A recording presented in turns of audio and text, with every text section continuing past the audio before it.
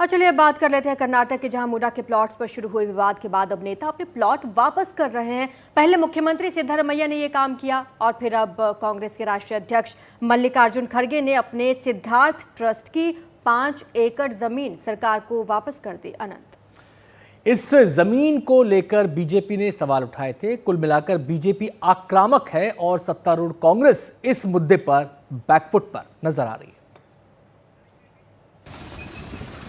जन सुविधा के लिए ली गई 5 एकड़ जमीन सिद्धार्थ ट्रस्ट ने Karnataka industrial area development board को वापस कर दी है।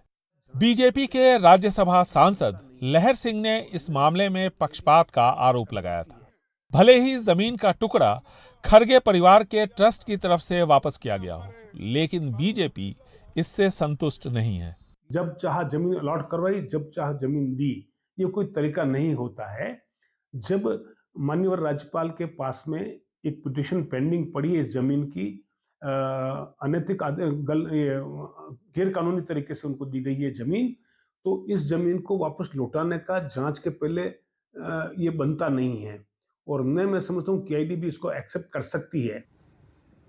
बेंगलुरु में hitech defence and aerospace park में सिद्धार्थ ट्रस्ट की तरफ से मल्लिकार्जुन खड़गे के बेटे राहुल खड़गे को जमीन का ये टुकड़ा अलॉट किया गया था। यहाँ SC/ST के लिए स्किल डेवलपमेंट केंद्र बनाने का प्रस्ताव था। समस्या ये नहीं है कि कोई व्यक्ति सीए साइट खरीद कर व्यवसाय कर रहा है। बात बस इतनी है कि खड़गे परिवार को ऐसा नहीं करना चाहिए। भले ही ये कानूनी हो, लेकिन इस परिवार को ऐसा नहीं करना चाहिए। वे इस मानसिकता से बाहर नहीं आए हैं।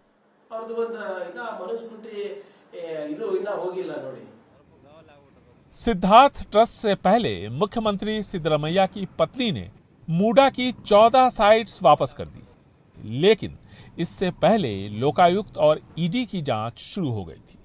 साइट सिद्धार्थ ट्रस्ट ने वापस किए हों या फिर मुख्यमंत्री सिद्धरमैया की पत्नी ने, सवाल टाइमिंग को लेकर उठ रहे हैं।